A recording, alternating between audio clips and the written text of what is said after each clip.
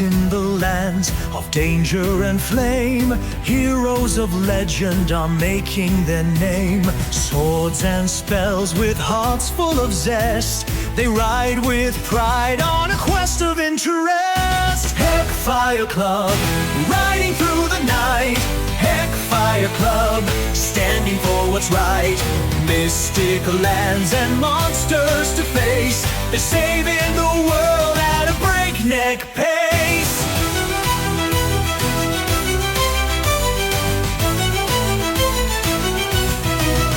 From the Verdant province to Dragon's Lair, wicked wizards and trolls beware. With the rogue, a knight, and a mage so wise, they'll outwit danger and claim the prize. Legends told round campfire flames of secret spells and forgotten names.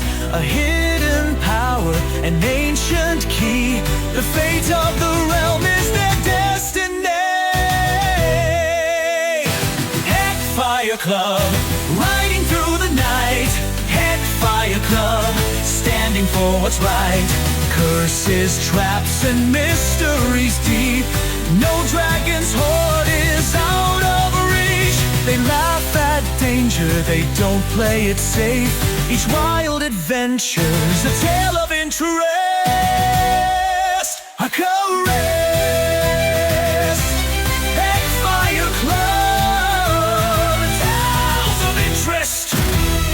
The journey through the blasted canyon's maw had carried with it revelations of long-forgotten atrocities. The battle at the tomb's entrance had left them ragged, their wounds etched in blood and sand. But the victory was theirs. The guardian of Ozymandias's lost vault had fallen, and yet the greatest trials lay not beneath the shifting dunes, but within their own ranks. We find the party today having been dealt a crushing blow. Professor Voran Thalor, now in the possession of a Vestran orb, had forged a secret alliance with Thomas's patron. The Archfey Baba Yaga had released Thomas from his curse and his pact. Zora's hands trembled as the white haze of his vision refused to recede. His breath came ragged, his chest rising and falling in uneven bursts, as the world around him blurred into spectres of memory and rage. He turned, his gaze locking onto Thomas, the warlock whose very essence reeked of eldritch deals and whispers in the dark. Zora lunged, his fingers closing around the front of the warlock's tunic, lifting him off his feet as easily as one might lift a feather caught in a tempest. Thomas gasped, the air stolen from his lungs, his mind scrambling for an escape. Instinct bade him reach for the power within, for the comforting embrace of the unseen veil that had always been his refuge. He whispered the arcane words for Misty Step, yet nothing came. The magic, his magic, was gone. Panic clawed at his ribs, raw and jagged. He had always known fear, known the risks of the bargains he had struck, but never had he felt powerless. His hands grasped weakly at Zora's arms, his voice trembling as he choked out his defense. He didn't know, he swore he didn't know. Whatever had bound the professor to Baba Yaga, whatever had woven the warlock into that cursed web, he had no part in it. A tear traced a silent path down his cheek, lost in the shadow of the barbarian's fury. The others moved. Zirath's hand tightened around the haft of his axe, the old instincts of war and brotherhood clashing in his mind. Celia, fists clenched, readied herself to intervene. Friz watched with wary calculation, the burden of knowledge and caution battling within her mind. She would not like having to intervene, but in the end it was not steel nor fists that unravelled the storm. Thomas, with the last of his strength, reached out, not in defence, not in magic, but in sorrow. His arms wrapped around Zora in the simplest of gestures, a hug, fragile and human. Zora froze. The rage cracked, a splintered dam barely holding back a flood. His fingers loosened, his body shuddering as if struck by a force unseen. The haze lifted, the unnatural white fading from his eyes as the shock of what he had nearly done settled upon his shoulders. His grip faltered, his breath steadied. And then, in a voice barely above a whisper, he spoke in a shamed timbre. "Thomas," he said, "I'm sorry." The words hung in the air, met with silence at first, then with the slow, uncoiling tension from his companions. Celia exhaled. Zirath lowered his weapon. Friz adjusted her glasses, the unreadable expression behind them softening. Just a fraction. The desert night pressed in around them, vast and endless, as reality reasserted itself. They had been gone from Mistress Halls for far too long. Their gold and equipment lay waiting where they had left them, safely under the guard of the headmaster, before venturing into the blasted canyons. Outside, they knew Captain Raylan, the halfling windrider, would not wait forever. The tomb's shadows stretched long behind them as they ascended the winding path back to the surface, their victory heavy with the price it had nearly cost. An orb of Vestra was now in their possession. Friz felt the heft of the tome in her satchel, the blood rites of Syrinx, a grim companion to their newfound power, a text that whispered of ritual and sacrifice, of what could be done with the orb should one dare to wield it. She met Zirath's gaze, and in it she saw the calculation, the weighing of consequence and utility. He would not discard such knowledge lightly, nor would he balk at its use should the need arise. The others, however, had no such stomach for it. Zirath only shrugged. The vision Zirath had seen while gripping the orb, the stark reality of the decimation of his once proud clan, was more visceral than ever. Those who laid waste to his people, slaughtering elder and child alike, had been searching for such an orb. One image was burned into him, of a great number of ships heading west, dragging something on a great floating platform. Despite the vision gnawing at him, there was no sense in voicing something so fleeting. First, a dragon in the flames. Now, ships heading west. He'd keep it to himself for now. The sun was setting as they emerged from the tomb of Syrinx. Captain Raylan was readying his ship for departure, and, true to his word, clearly would not have waited much longer. He watched them exit with a look of wondrous bemusement.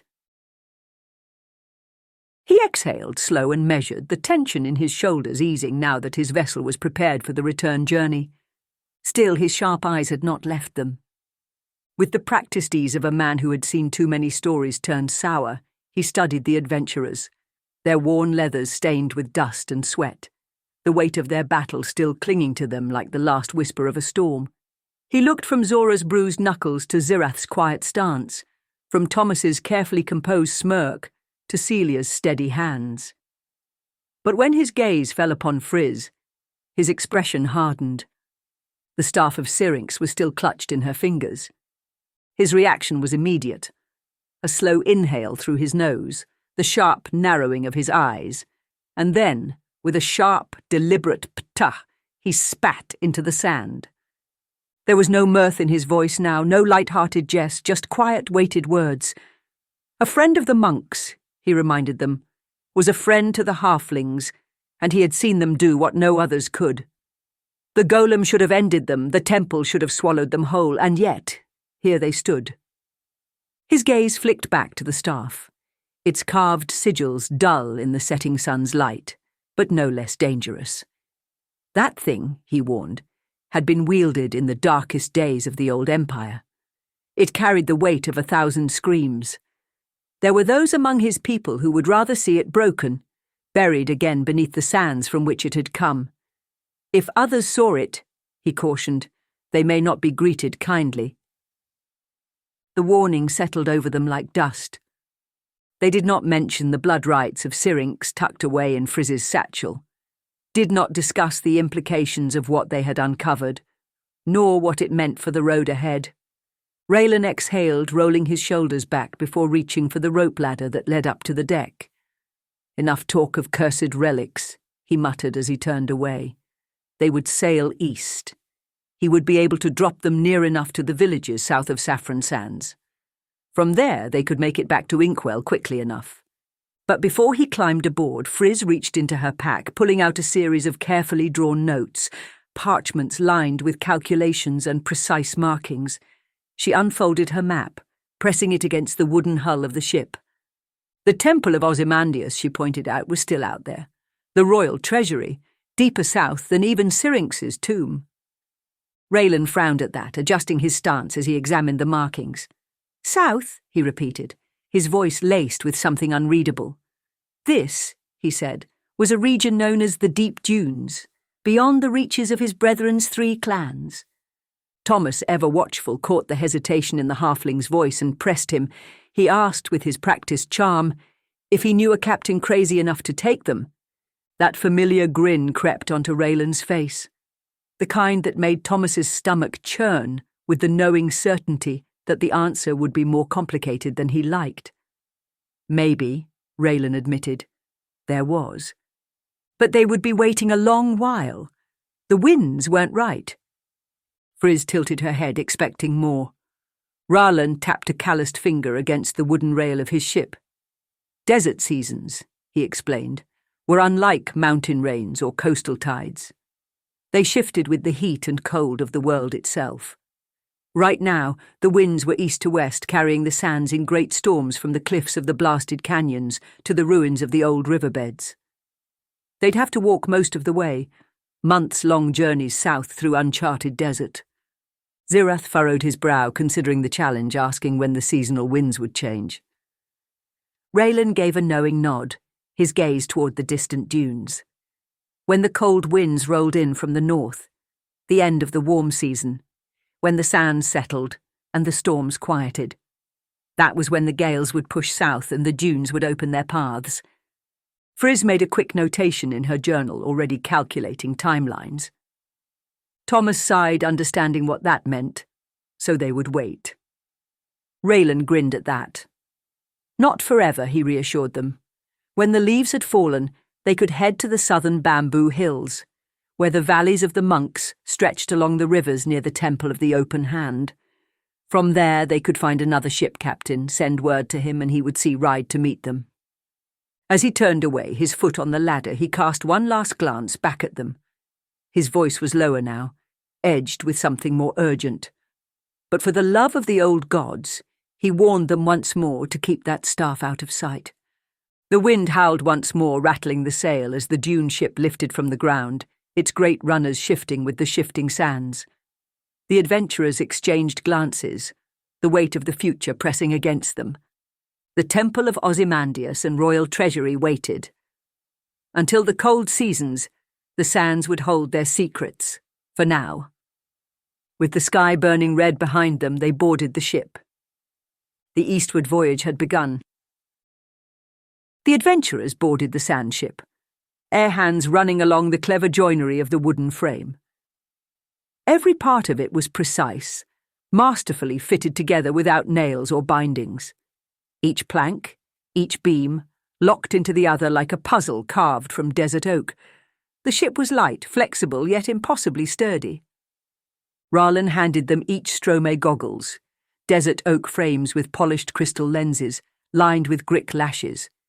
Ingenious in design, they let in light, but kept sand at bay, the only way to see in a storm. The seating was less sophisticated. Each had a carved wooden chair, secured by a rope, strap and winch. Celia, already buckled in, advised bracing themselves. Raylan, hands steady at the helm, pulled a great iron lever. The ship shuddered, the winched mechanism snapping into place. A massive sail shot skyward, unfurling dramatically as it caught the high-altitude winds, those that roared unseen above the dunes. Friz, already calculating, realized they weren't riding ground winds but the faster currents high above. The ship lurched forward, slow at first, its broad skates grinding against the sand, jarring and uneven, like dragging a sled over stone. Suddenly, the sail caught the true winds, and the ship lurched violently, knocking them deep into their seats. Ropes strained, straps dug into their chests, and for a fleeting second, it felt like the entire vessel was about to snap in half. Then they were moving, flying as the ship skimmed the dunes, lifting and gliding, its curved skates barely kissing the sand before launching from one crest to another. The desert blurred into a golden haze as they flew at incredible speeds, the world tilting at very concerning angles beneath them.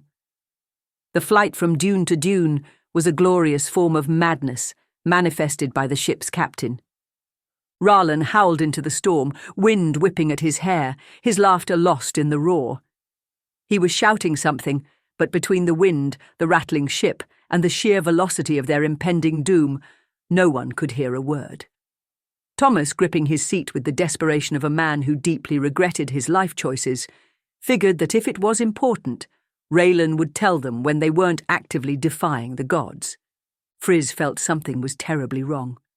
The staff of Syrinx felt heavy in her grip, its carvings pressing into her palm. Had she cursed herself? Had she awakened something ancient and malevolent? Sweat beaded at her brow despite the winds, and a chill went up her back despite the warm air. Her mind was a blur. She could not form thoughts. Something was taking over. Had she missed something in her arcanic examination of the staff? Was this a sort of possession from beyond time, the Mage Lord himself, clouding her mind with ancient dark will? She wanted to warn her friends, but she couldn't open her mouth, and she realized in that moment that magic couldn't save her now. With a desperate lurch, she scrambled for the edge just as her body gave in to the inevitable inelegant display of motion sickness. The contents of her stomach would stay behind, buried forever in the sands of the great desert, a silent offering to the gods of velocity and regret. Zora, with his loyal companion, reached out and rubbed her back in quiet solidarity. Thomas and Celia stifled their laughter with an admirable lack of success. Zirath, watching the whole ordeal with his usual detached amusement, let out a short, unrepentant snort. For all her arcane mastery brought by years of study, Friz had just learned one unforgettable lesson. She did not take kindly to sailing. The desert stretched before them, vast and golden, the last vestiges of the storm swirling behind them. Friz had finally, mercifully, settled, though the sandship itself had nearly been her undoing. Raylan, ever the storm chaser, grinned at them one last time. He had seen many things in his life, but what had transpired in these last few days would not be forgotten. He wished them luck, in earnest, hoping he would see them again. Then, as easily as a leaf caught in the wind, he was gone. The great kite sail re-winched into its bow-like mechanism, and with an almost lazy flick of his wrist, he released it.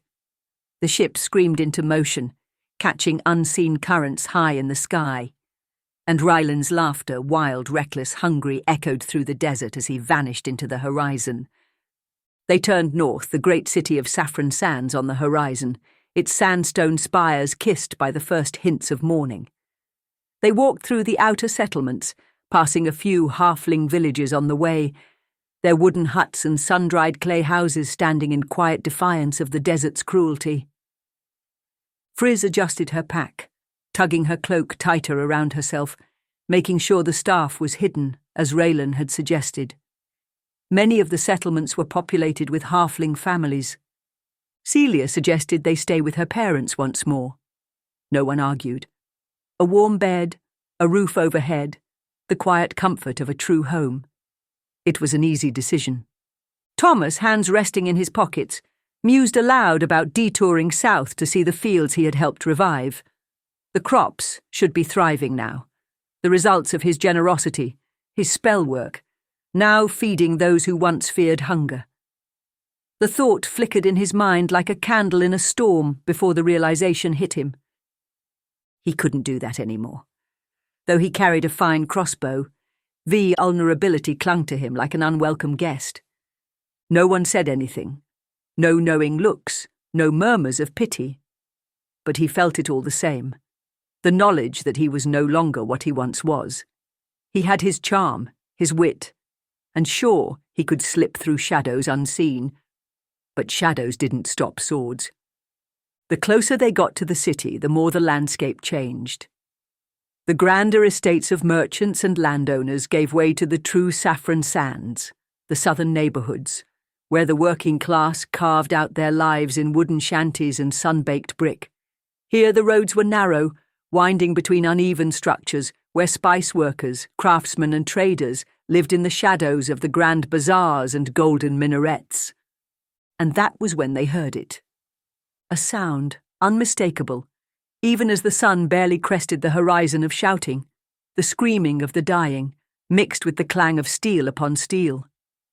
Instinct took over as they sprinted toward the sound, weaving through the twisting streets, their boots thudding against the sand-packed earth. They noticed, even as they ran, that something was wrong.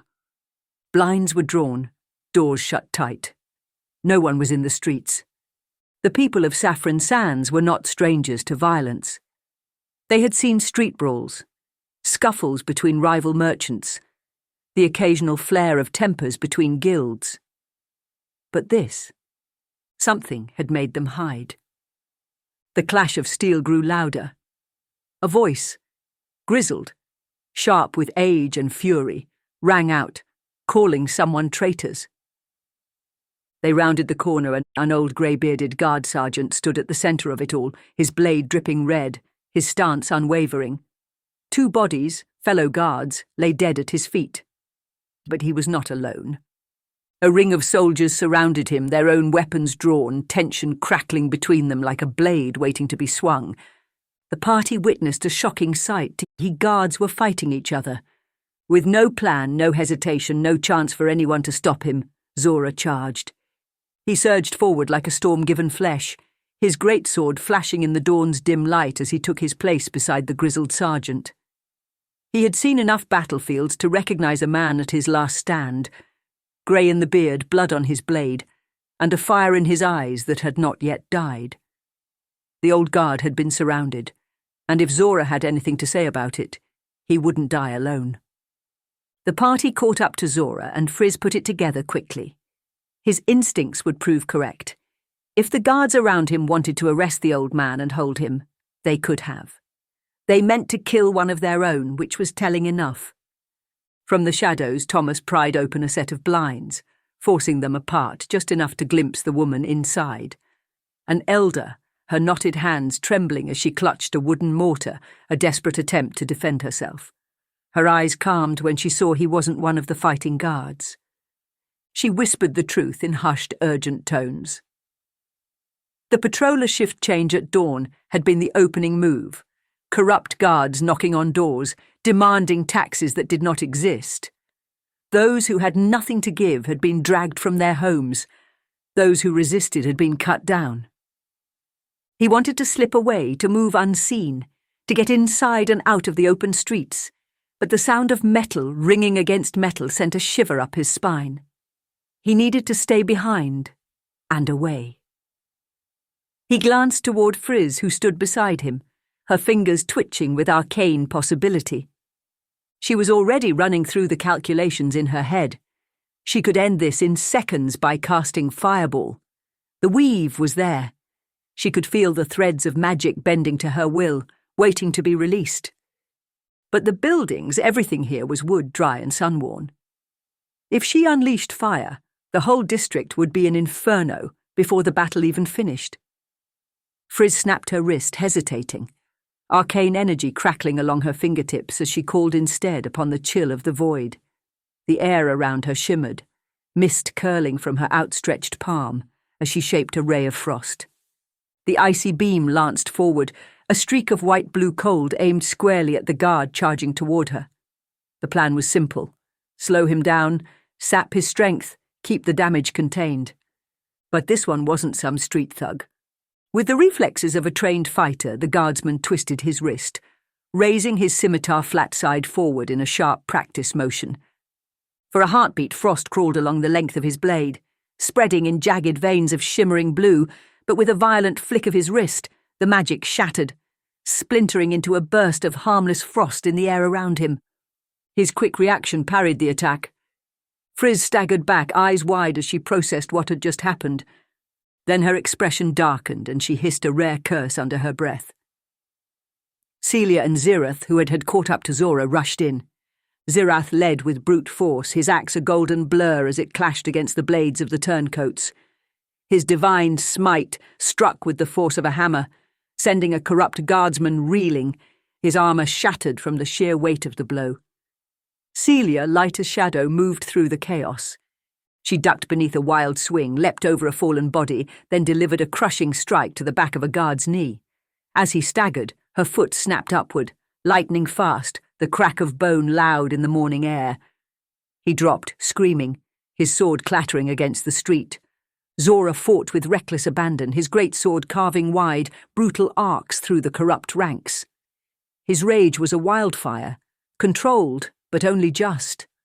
A guard lunged at him from behind, but the sergeant, bloodied, exhausted, parried just in time, giving Zora an opening. Zora planted his boot into the man's chest, sending him sprawling across the dirt. Thomas, still near the shack, finally moved. The alley was tight, the battle pressing in on every side. 6 guards surrounded the old sergeant. He fired bolts from a distance, zipping back behind cover when he could. His harrying the guards gave the old man respite. Zora had fought in tighter spaces against worse foes. He gritted his teeth, raising his greatsword in a sweeping parry that knocked aside one of the scimitars, but the second cut deep into his shoulder. Before the guard could press the advantage, Celia arrived like a storm on the wind. She charged into the fight, quarterstaff spinning in her grip. The impact cracked against chainmail, sending the man stumbling back, winded but still standing. Behind them, Zirath saw an opening. He moved, pulling up behind one of the guards still fixated on Zora. His great axe swung in a brutal arc, and though the man tried to dodge, the blade still tore through leather and flesh. Blood sprayed against the cobblestone as the guard let out a choked gasp, staggering but refusing to fall. Standing at the edge of the fight, Friz raised her hands, her voice ringing with arcane clarity. A shimmering glow surrounded her companions as divine energy flowed through her. She called upon the weave, and at once Celia, Zora and Zirath felt the warmth of Bless settle over them, guiding their strikes, sharpening their instincts. 2 of the guards noticed the spellcaster immediately. They knew magic could turn the tide of a battle, so moving in tandem, they kept their distance, crossbows raising in unison before they fired. The bolts whistled through the air. Friz reacted in an instant, instinct guiding her fingers through a practiced sigil. A translucent, shimmering force flared to life around her, a shield spell, forming a protective barrier that deflected the worst of the attack. 1 bolt glanced harmlessly away while the second found its mark, but was weakened, slowed just enough that it didn't find a vital spot. Around the corner of a small hovel, Thomas saw the threat to Friz and moved swiftly into cover. He pressed himself against the shadow of a wooden shack, pulling his crossbow into position. His breath steadied. The guards were focused on the wizard. That was their mistake. He loosed the bolt with deadly critical precision. It buried itself into the throat of one of the crossbowmen, piercing through chainmail with a sickening crunch. The guard froze, eyes wide in shock, then crumpled to the ground, gurgling as blood pooled beneath him. The greybeard sergeant had no time to react to the sudden death behind him, but his instincts were razor-sharp. He pivoted, blocking a strike with practiced ease, his boots skidding slightly across the blood-stained cobblestone. The momentum of the parry flowed into his next move. His sword swooped in a clean, controlled arc. He may have been old and wounded, but skill had not left him yet. The guard before him barely had time to register the strike before the blade bit into his side, betraying the sergeant's age with the sheer force of the blow. The clatter of steel against steel gave way to the dull thud of bodies hitting the ground, the wet gasp of men too wounded to fight on. The streets, once filled with the roar of combat, now rang with the sound of retreat. The last 3 guards, seeing their comrades broken before them, turned and ran. Zora spared a glance at the old sergeant beside him before they both took off after one of the fleeing traitors. The guard twisted through the narrow streets, his boots pounding against the wooden planks of the shantytown. But Celia's swiftness had been faster. She cut one of the fleeing guards off by toppling him and driving her heel into his chest. Zirath had already set his sights on the third, who had run in the opposite direction. His keen eyes caught something. The guard's sleeve was ripped, his arm scorched by some past battle. A mark. A sign. If this man escaped, he would know him again. And yet, something nagged at him. His pursuit slowed. For all he knew, 24 more guards were waiting around the corner. The running man was wounded, leaving a faint trail of blood in his wake. He cursed under his breath, spinning back on his heel. The battle was won, and yet It wasn't over. Zora and the sergeant by that time caught up with the last guard. The old sergeant's blade flashed and connected. The traitor collapsed, his body limp in the dust. For the first time since dawn had broken, the streets of Saffron Sands were still again. The greybeard, bloodied, battered, his breath ragged, lowered his weapon. His grip, once so tight with determination, slackened. He exhaled, a sound that carried the weight of too many battles, too many betrayals. He turned toward them and thanked them. Celia was the first to step forward, the warrior's instinct in her guiding her more than words ever could. The man was still standing, but barely. Without a word, she reached out. Her focused power flowed from her palms, a technique she had honed as a warrior of mercy. The hands of healing washed over the sergeant's wounds, warmth seeping into his battered form. His breathing steadied, the tightness in his muscles eased. Where moments ago he had been a man barely clinging to his feet, now he stood taller, stronger. Thomas and Frizz rejoined the group, the weight of battle still hanging in the air. Ever inquisitive, Thomas took in the wounded guards, the fallen, and the silent glances exchanged between his companions. He wanted answers. The old sergeant, steadied by Celia's healing touch, spoke with a weary certainty. Months ago, the city guard had rehired retired officers in a desperate attempt to bolster its ranks, but corruption had already taken root. New recruits were unfit or worse, bought and paid for, while the older, honourable guards were forced out, some into quiet retirement, others into the grave. Tonight had been another routine shakedown, the sergeant explained, just one of many protection rackets where citizens paid for safety that never came. He had heard whispers, followed them here, and walked into a trap of his own making. His entire patrol had turned against him. Zirath's brow furrowed as the sergeant described the burns seared into some of the guards' arms. These weren't merely traitors. They were criminals, gang members who had burned away their tattoos to slip into the guards' ranks. That explained the barred doors, the silent streets, the way no one had come to help. The people of Saffron Sands no longer knew who to fear more. The sergeant grew urgent. They needed to leave. There would be reports, investigations, but those in charge couldn't be trusted.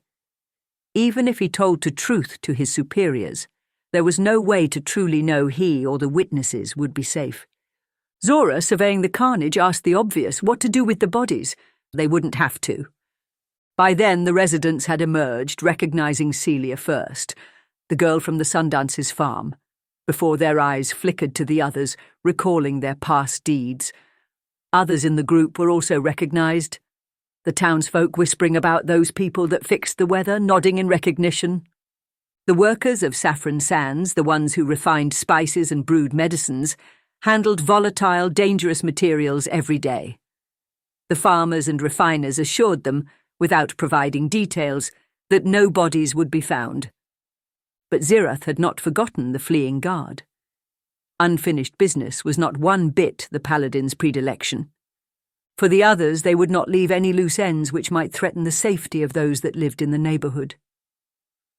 Following the winding alleys, he tracked the blood trail, noting that no doors had opened. The wounded man would find no sanctuary.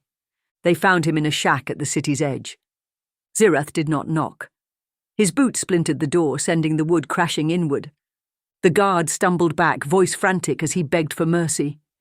He claimed he had just followed orders, swearing he was a pawn in a greater game, desperately searching for the right words to save himself. Zirath had already seen the burn mark on his arm. He was a gang thug, and nothing more. As he raised his axe, the guard blurted out an offer. He had money, lots of money. Zirath hesitated. For a brief moment, the paladin lowered his weapon. The man, in Zirath's mind, had said just the right words. Zirath tilted his head, inviting the bleeding guardsman to elaborate. Unfortunately, his following answer was a combination of the wrong words. Not his money, the shaken man clarified, but he could get them a lot of it. He never finished his sentence. Zirath drove his axe down to end the conversation. Celia lingered for a moment, thinking of her family spice farm where her parents still lived. Guilt tugged at her, but there was no time to see them. Considering the encounter with the guards, it was best she not draw them any attention. Instead, she left a message with one of the field hands who lived in the area. They would let them know she was safe. They moved carefully through the city, avoiding the main streets and slipping between alleys where the first light of morning had yet to reach. The outer districts were quieter, the remnants of the night's conflict fading into the hum of daily life, but something caught their attention. Pages fluttering in the faint breeze, announcements tacked haphazardly to walls and signposts. The Quicksteel Tourney was being heralded as a return to the glory days of old, when people from all over the province came together to celebrate in the merriment of sport. Across the square, members of the Scribes Guild were busy distributing pamphlets, their voices carrying through the streets as they read aloud the latest decree. Any travel permits requested for passage east, so long as they were tied to the tourney, would be approved immediately. The words had an energy to them, one that filled the air with a quiet sense of anticipation, but it was the final announcement that carried the most weight. Harken Bank had doubled the grand prize to 20,000 gold pieces. Its name and sigil was everywhere on the parchments. They were the chief patron behind the event. A sum like that could turn a nobody into a legend, could wipe debts clean, forge alliances, or shatter them just as easily. That kind of gold changed lives. They exchanged brief glances but didn't linger. Whatever this meant, it would have to wait. Their path led them toward the Travellers' Guild stables, where fresh horses would carry them away from Saffron Sands before the city's eyes turned toward them. The guildswoman at the counter took longer than expected to inspect their writ of travel, turning it over, tracing the seal with her thumb as if testing its authenticity. The headmaster's seal was legitimate, there was no denying that, but even as she prepared to return the parchment, her hesitation was clear.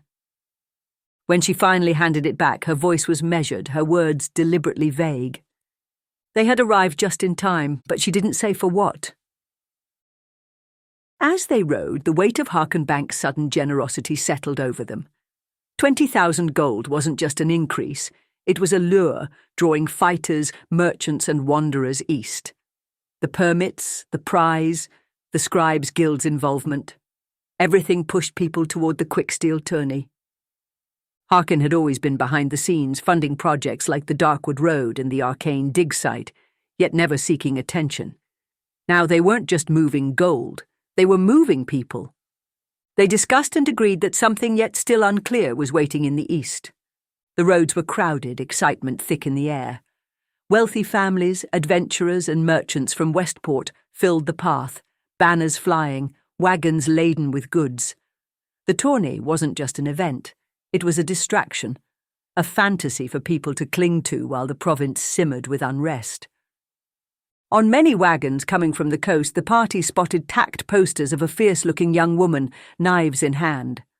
Her name, scrawled beneath her likeness, was written in bold red ink. Blondie, the monster slayer. As the party rode north, Zora and Zirith made inquiries, scoping out possible competition.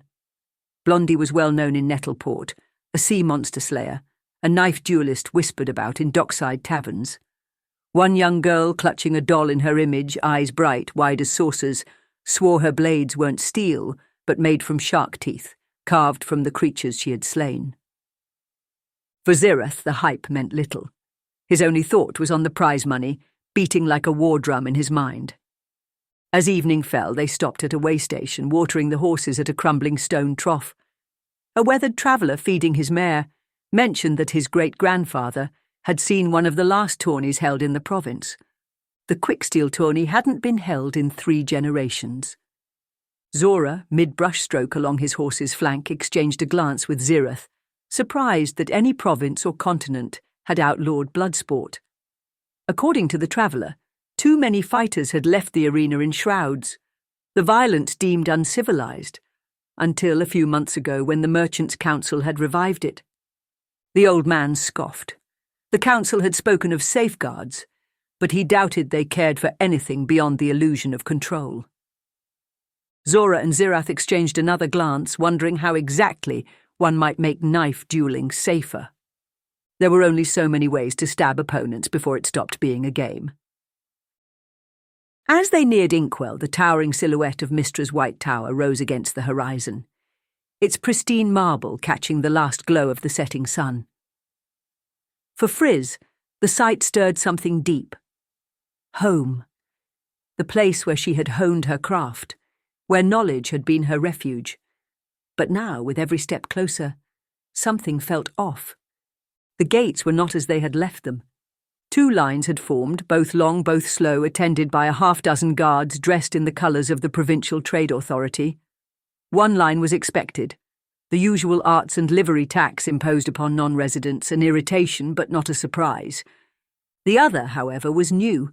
A silk merchant, her arms laden with fine textiles, let out an exhausted sigh as she spoke to no one in particular, her voice tinged with frustration. Every trade good, every crate, every shipment was now being catalogued before entering or leaving the city. The process was endless, forcing merchants and traders to sit in line for hours, if not days, before being allowed through. Celia and Zora exchanged looks as they observed carts of fresh food, goods meant for the markets and inns of Inkwell, stalled in the wait. Zora sniffed the air, the scent of salted fish unmistakable, packed tight in barrels but still at risk in the sun. Thomas noted dryly that at this pace the fish and much of the other fresh produce might spoil before it ever reached the market. They paid the now 20 gold entry tax, a price that had steadily climbed since their last visit, and stepped into the city. The streets, they were shocked to find, were even quieter than when they had left even a few weeks ago. The usual vibrance of Inkwell, its reputation for art, music and performance, had dimmed. Many livery shops were shuttered, their windows dark, their signs worn from lack of business.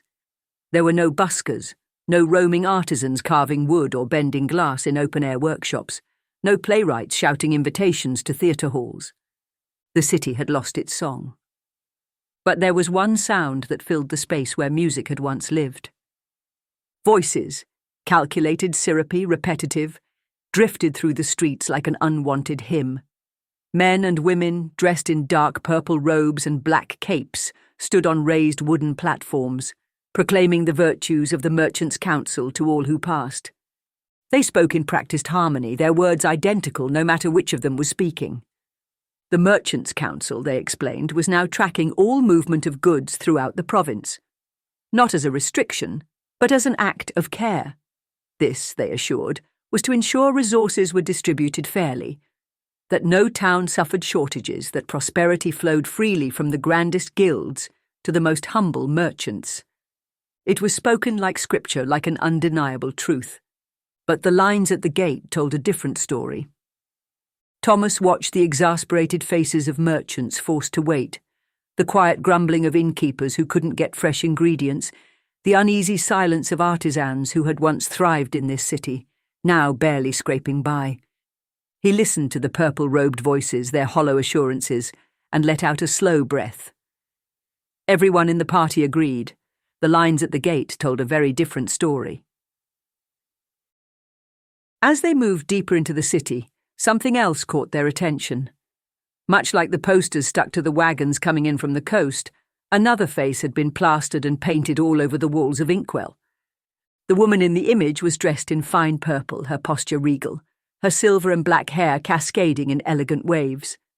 The artistry was stunning, a reminder that even graffiti in Inkwell was exquisite. Beneath each portrait, a title was scrawled in fluid script: The Lady of Inkwell. Her image had been placed deliberately, positioned next to the Quicksteel Tourney placards, as if to suggest something, an alignment, a claim to the city's stake in the tournament. The party turned to Friz, expecting her insight, but for once she had none to give. She had never heard of the Lady of Inkwell. No scholar's tome had mentioned her, no university debates had spoken of her name. But even without knowing the truth, one thing was clear: Inkwell had chosen its champion. As they passed through the winding streets, Mistra's gates loomed ahead, the enchanted flames still burning in eternal brilliance. The flickering light danced along the pristine marble, unchanged by the city's shifting fortunes, as though the academy itself remained untouched by the troubles beyond its walls. Zora barely registered it at first. His mind had been drawn to something else. His hand drifted toward his pocket. The letter from Dorf was still there. It felt heavier than parchment had any right to be. He hadn't dared open it since receiving it months ago, and he hadn't asked himself why. He clenched his fist and moved on. The grand hall of Mistras was as imposing as ever, its vaulted ceilings stretching high, the walls lined with enchanted tomes and arcane instruments humming softly with magic. Thomas, walking ahead, braced himself for what he knew was coming. He dreaded the tired joke, the old routine with the registrar, but even as the irritation settled in, he knew he would do it anyway. The board administrator needed his entertainment, and for whatever reason, playing along seemed to brighten the man's day. Behind the great mahogany desk, where the usual hawk-nosed registrar should have been, sat a different figure, a half-elf clerk, his hands stained black with ink, buried deep in papers and ledgers. He barely registered their presence at first, his quill scratching against parchment with mechanical efficiency. He did not look up when he spoke. His voice was flat, indifferent, as he asked what business they had. The group hesitated for the briefest moment, caught off guard. The registrar always looked up, always had something to say. They gave their answer. They were here to see the headmaster. At that, the clerk froze. His quill stilled mid-stroke, and slowly his gaze lifted from the papers in front of him. The way he looked at them was different. Not suspicious, not hostile, but completely indifferent. They supposed they did look odd. The half-elf's expression remained unreadable as he asked if they had an appointment. Thomas, instincts taking over, bluffed without hesitation. Of course they did. The headmaster's favourite student was here to see him, he said, gesturing toward Frizz with the confidence of a practised liar. The clerk remained unmoved. With an air of complete disinterest, he opened the appointment book, eyes scanning down the entries. Then he paused. A flicker of surprise, quickly followed by frustration, crossed his face. He sighed through his nose, running a hand through his ink-stained fingers, as he admitted that, strangely enough, there was an open appointment. Recently made. He gave them directions to the top of the tower as if they needed them. They nodded politely, as if they didn't know. As they turned to leave, the half-elf spoke once more. His words were simple but oddly unsettling. They had arrived just in time to see him, and then, just like before, he didn't say for what reason, looking down back to his papers and ink. The ascent through Mistress Tower should have been familiar, yet with each step something gnawed at Frizz. The halls were empty, stripped of their paintings, statues and artifacts, all remnants of the history erased. By the time they reached the headmaster's office, the transformation was complete. Once filled with oddities that whirred and hummed and puffed, and the smell of wax and inked scrolls, it was now just white marble and silence. His back was to them at first, posture straight but unsettlingly still. Then, with an uncharacteristic twirl, he turned, and his face split into a wide, beaming smile, bright, cheerful, and somehow plainly wrong. He announced with exaggerated delight that after years of service, he had finally taken up retirement. Without pause, he launched into an eager litany of plans, speaking of leisure, of hobbies he had long neglected, of quiet days ahead, filled with gardening, morning strolls, and perhaps a deep dive into classic elven poetry. His tone was light, airy, almost musical in its rehearsed enthusiasm. But no one relaxed. Their eyes flickered across the barren chamber, searching for anything, a clue, a trap, an unseen presence. Alric's expression never changed, his voice flowing smoothly, uninterrupted. But his hand, the subtlest movement, rose to his lips, a single finger placed there in a quiet gesture. Frizz, on the verge of speaking, froze. And then another voice, one that did not pass through the air. They heard him inside their minds, and immediately to Frizz the spell, Rary's telepathic bond, was unmistakable. A powerful link, one that could not be overheard, one that would last only an hour. She turned to the others, nodding once sharply, and they nodded back in understanding. The headmaster's voice continued aloud, full of empty warmth and pleasantries. His voice, cast by the spell, had an urgency unusual for the headmaster. Over the last year, he explained, his duties, influence, and responsibilities had been stripped from him. Not all at once, but slowly, piece by piece, until his role had been reduced to meaningless administration. The Council of Regents, the governing body that oversaw Mystra's arcane institute, had been the force behind it. Some of the older members had left, quietly replaced by new faces, their influence growing with little fanfare. Their agenda had been deliberate, methodical, and when the final vote came, it had been thin but enough to remove him. The excuse had been clean, efficient, wrapped in the language of public perception and progress. To the headmaster, however, it had been done with the clear intent to rewrite the tragedy that had cost students their lives. Professor Vorenthaler had been the cause of it all, his experiments with chronomancy, his ambitions, his hunger for magic unchecked. Yet the recently released investigation had shifted the weight of blame to the, quote, single overseer of the school, the headmaster. The council had not just removed him, he said. Much worse yet, they had taken control of the school's magical research. Under the guise of safety, all new magical projects had been sealed from him and from other professors, their nature unknown even to the headmaster himself. Only the Council of Regents, for the sake of so-called public interest, knew the nature of the arcana. As he saw it, Mystra's was no longer just a school, it was now a pawn in something larger. With time running short, he asked them what they had discovered in their recent travels. The party filled Alric in on the blasted canyons, Vorenthaler, and his bargain with Baba Yaga. They told him of the Vestran orb now in Thaler's possession. Alric's smile never wavered, but his fingers tightened on his staff. One question refused to be answered clearly. Why?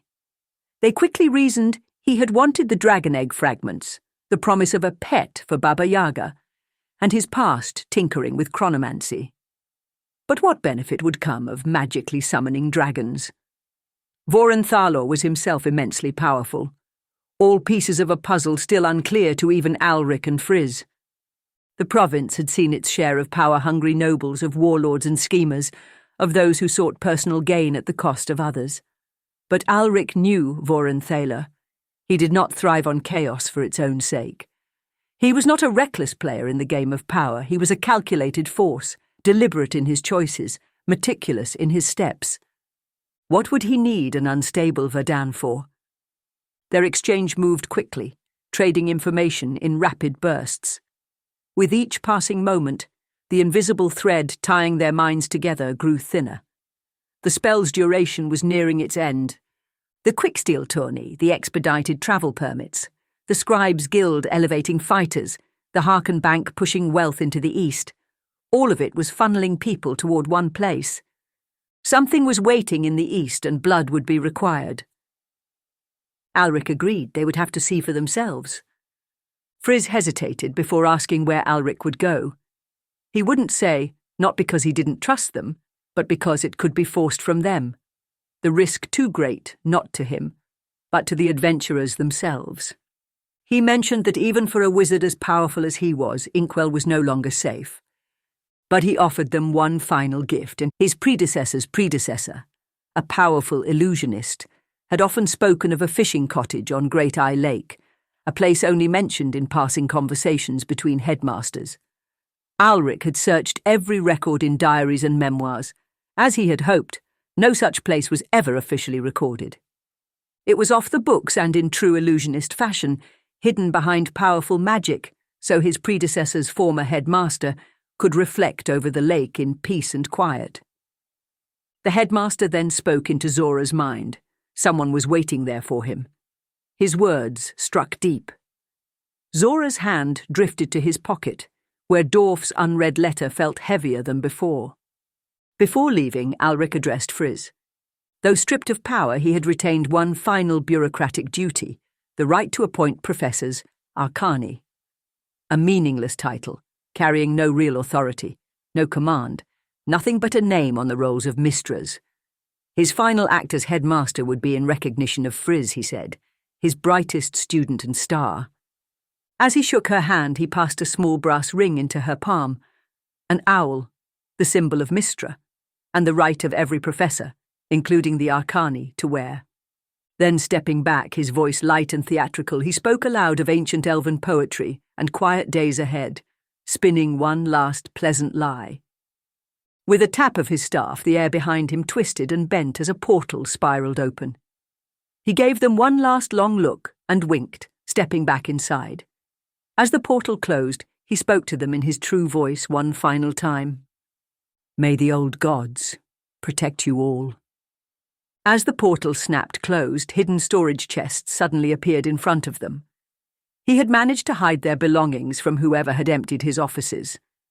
Frizz vaunted his use of the sequester spell, an incredibly complex transmutation going on about the fine details of the weaves required, the fact that no divination could reveal the items, that only a trigger set by the caster, most likely him leaving, would reveal it. Everyone heard the sadness in her voice, even if she didn't.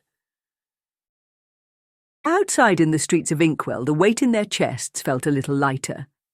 The unnatural silence of the tower had faded behind them, and the hum of the city, muted though it was, offered a kind of grounding reality. They spoke freely again, and the conversation turned, as it always did, to what to do next. Frizz pointed out they could no longer send items to or travel into the Tower of the Deadlaw. Their one opportunity had vanished with the headmaster's exile, and with it the simplest route to unlocking the mysteries of the blood rites of Syrinx. It left them with the uncomfortable dilemma of what to do with such a book. Zirath's pragmatic approach put it simply.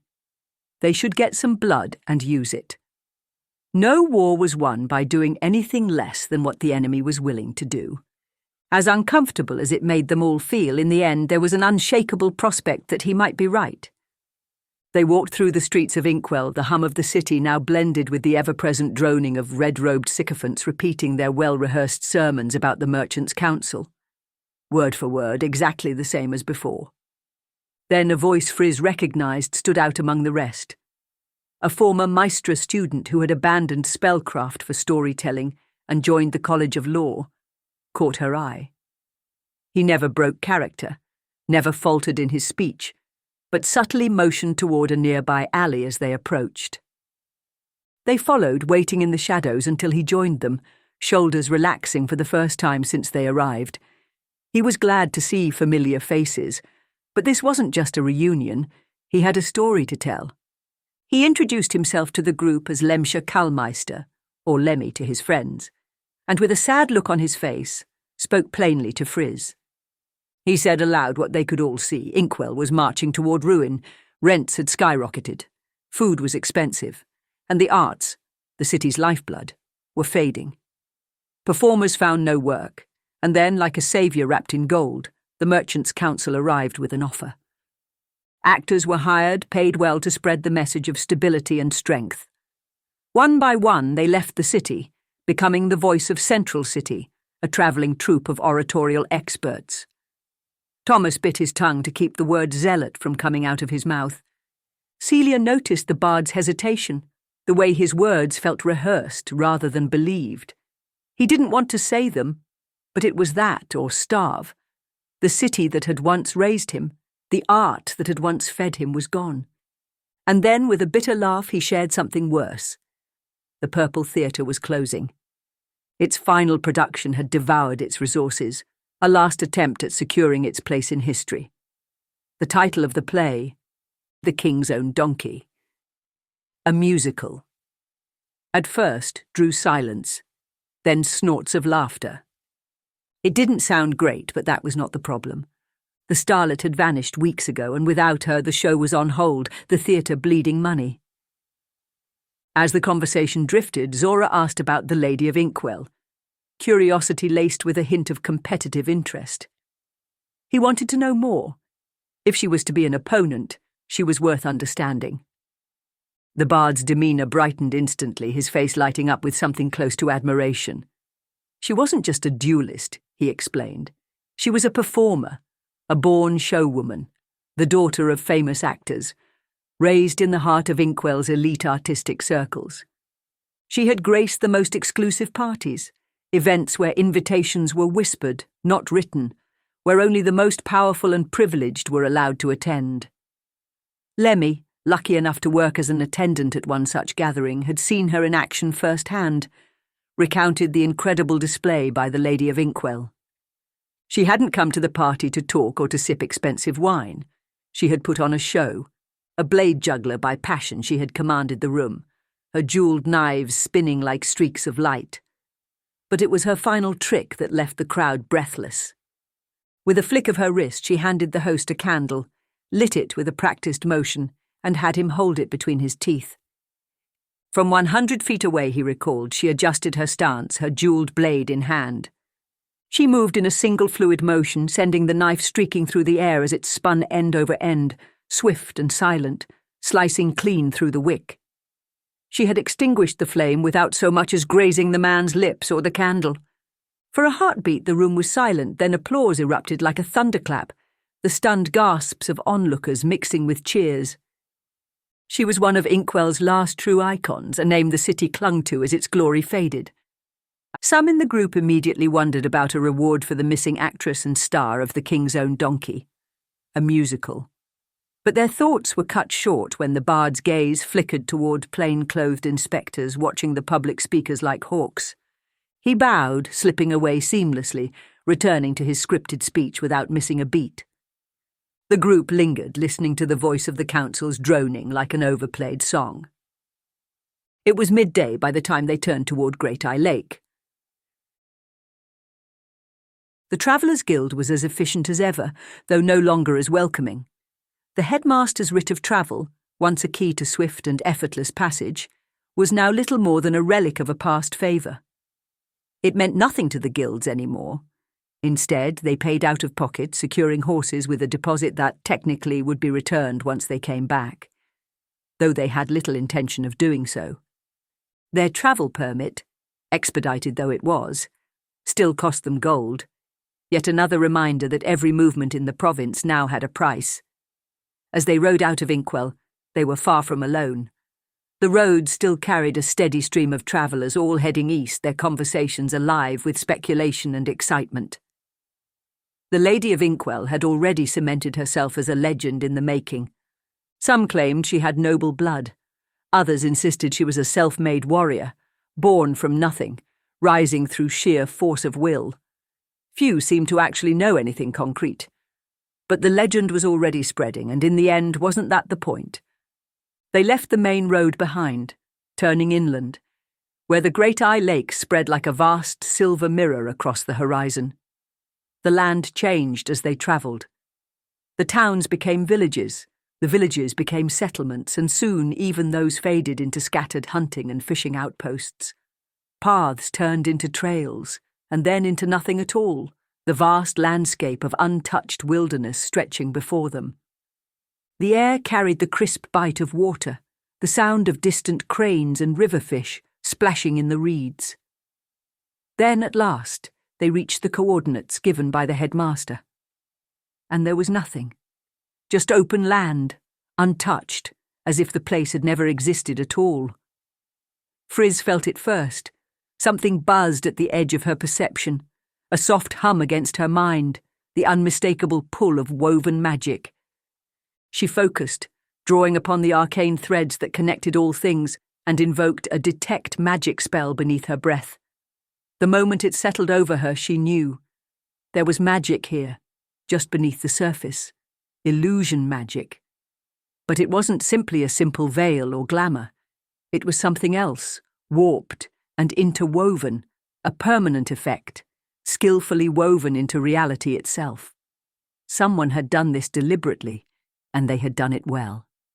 This wasn't just a simple spell, it was a grand illusion, a combination of programmed illusion and hallucinatory terrain, layered atop one another to bend perception itself.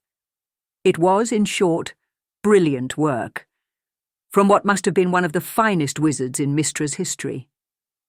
Friz's love of arcane wonders was a welcome wave of uninhibited joy after a long road to the lake. Just feet in front of them, if they stood still long enough, the air shimmered, flickering like heat rising from stone, though there was no fire. Zora reached forward.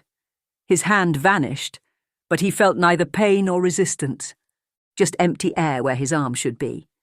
That was confirmation enough. It was real. It was here.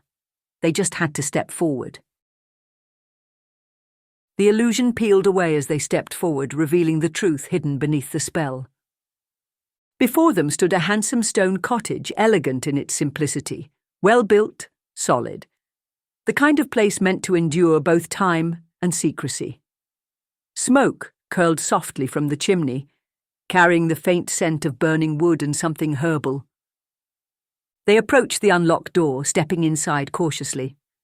Zora moved first, eyes sweeping the empty entryway, his breath steady but tight. No one. But the house felt occupied, and the scent of tea and incense was fresh. They followed it to the kitchen, where an ancient dwarf stood at the stove, removing a boiling kettle. His grizzled white hair and beard had lost the luster they once held, and he looked frail, aged beyond even his 300 years. Black and grey scars crawled up one arm to his neck, the limb hanging limp at his side, unmoving. Yet when he turned, his face brightened. Not just a smile, but a beam of recognition, of joy. His voice was hoarse, but his words strong as he welcomed Zora and his friends. Then his gaze settled on Thomas, eyes sharp with familiarity.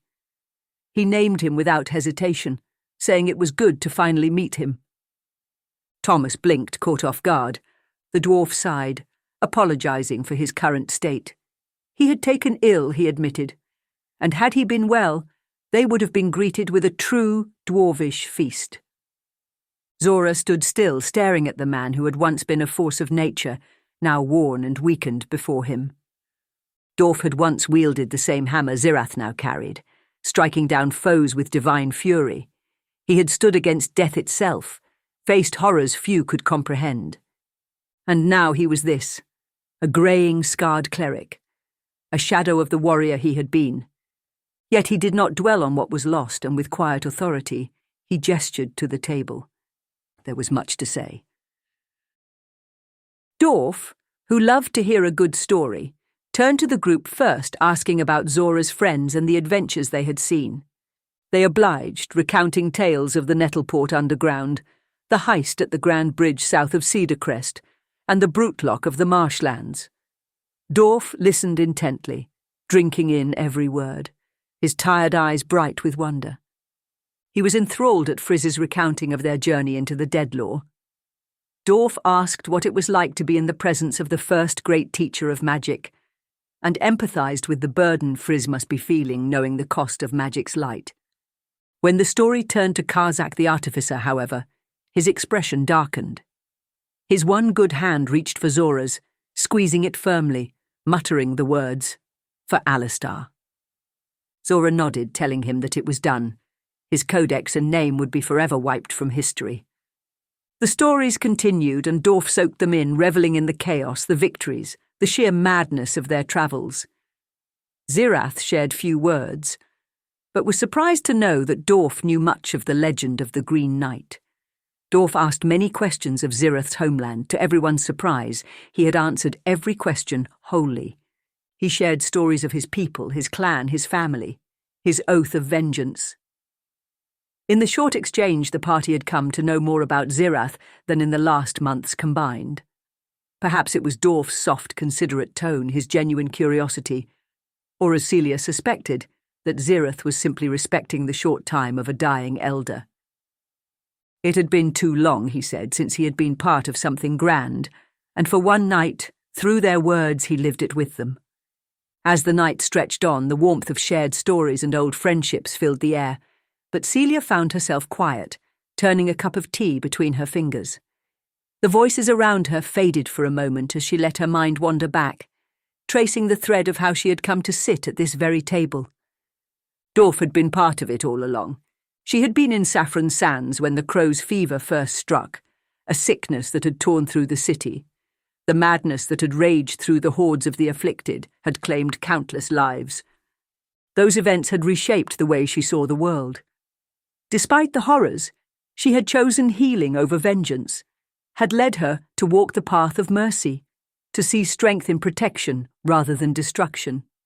Celia set her cup down and asked what none of them had dared, inquiring about his illness. She was a skilled healer, and if there was any chance of recovery, she would find it. Dorf smiled softly, shaking his head. He had seen the finest healers, sought every cure, but nothing could quell the disease. It was by Mother Mercy's grace alone that he still lived. His voice dropped lower as he named it. The crow's curse. Seeing the sadness in Zora's face, he changed the subject. He asked quite casually if Zora had eaten anything good of late. Zora lit up, launching into a dramatic retelling of Tentacular in the marshlands, sharing salted pork with direwolves, and shaman's soup, the rich flavours, the bizarre ingredients, the terrifying process of eating something that might just eat you back. The cottage was warm, the scent of brewed tea and burning wood mingling with the soft crackle of the fire. The night had settled comfortably around them, conversation winding between stories of the past and the battles yet to come. Zora, leaning back in his chair, turned to Dorf and asked if he had heard anything about Lily. Dorf paused, a small smile tugging at the corner of his lips, something amused and knowing. He chuckled, shaking his head as he said she was likely wrapped up in trouble she had no business surviving. According to Dorf, she had never lived down the self-declared title of Destroyer of the Necronomicon. He recalled that she had taken a private guild contract in Westport, though the details were scarce, unsurprising, considering Lily never stayed in one place for long. If she was in Westport, she was either getting rich or making enemies, possibly both. And knowing her, she was probably enjoying every second of it. More stories were shared, as for the first time in months. They weren't running, fighting, or watching their backs. They would sleep comfortably, and without fear. As the fire burned low, they retired to their rooms, each with a proper bed, a true sanctuary after the darkwood, the dangerous wilds, and the blasted canyons. When dawn broke and they rose from bed, they found Dorf kneeling at a small makeshift shrine in the cottage, lost in prayer. Dorf knelt, head bowed, surrounded by the statues of the old gods. The scent of incense still clung to the air, mixing with the quiet stillness of morning. He had been having visions for months, seeking answers through prayer and pilgrimage, pleading the gods for wisdom. And they had answered. He knew they would meet him here. When the time was right, he said, and now that time had come. His voice, low and steady, spoke of the things he had been shown. A great chain, gold and silver, stretching beyond sight. Storm and fire raging over vast fields far beyond what the eye could see. A spider's web, intricate threads weaving through existence, shaping fate itself. Behind it a great spider, weaving that very web. The group exchanged glances. They had heard of these things before. Dorf exhaled, his gaze lifting to them now. The old gods, wisdom, protection, and mercy, were stirring, he said, and they had taken notice. He felt their eyes on them all, even now, watching. The sun rose over the lake, warm light shining brightly into the small room, enveloping the old dwarf and statues he had been praying to. He looked at Friz and nodded at her brass ring.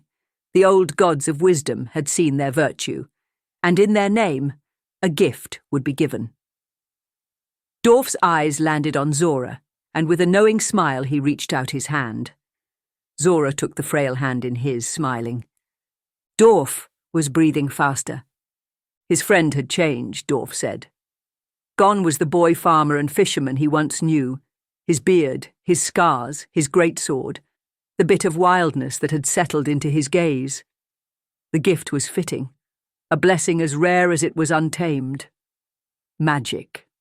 Wild and unpredictable, drawn from the ancient forces of wisdom itself. Dorf asked Zora to use it well to protect his friends, to fight for the light in the challenges to come. The room brightened again, this time the light pulsing through Dorf's chest. The fingers on his scarred hand, long weakened, twitched, strength returning for a fleeting moment. He raised it. His head turned, gaze locking on Thomas, as he would offer another gift. Thomas, in turn, softly grabbed the scarred hand. The old gods of mercy smiled on Thomas, said Dorf. They had chosen him, and they demanded a vow. Not a contract of power or debt, but a pact of protection, of mercy, of light, where once there had been only shadow. Thomas would no longer need to be alone. The glow intensified, moving through Dorf's body, spreading outward. He asked of Thomas to accept a sacred vow, forged in light, to protect his friend Zora in his stead. Thomas nodded solemnly, his own breathing accelerating, moved by the events unfolding before him, seeing a stranger put his utmost faith in him. The light surged, pure and warm, wrapping around them all, bathing the room in brilliance. Thomas looked at his hands, a new power pulsing beneath his skin, not dark, not eldritch, but pure, celestial. Then, as the first rays of morning stretched toward them from the horizon, the room now blinding bright with divine light, the ancient cleric would share a parting thought, with a smile on his face. Fear not, and fight on, my friends. For now, the sun rises. Radiant and gentle, the brilliance reached its apex, surrounding everyone in an embrace of warm, unwavering peace. When the light faded, Dorf was gone, returned to its essence, to which he had devoted his life. He had given himself for the gift of light from the old gods of wisdom, protection, and mercy. At the now empty space where Dorf had knelt, Zora, who had faced death cults, demons, and the horrors of fallen deities, did not rage. He did not scream in anger or reach for the cloudy comfort of drink. For the first time since anyone had known him, Zora fell to his knees, inhaled sharply, and wept, mourning a tearful goodbye to his former companion and friend.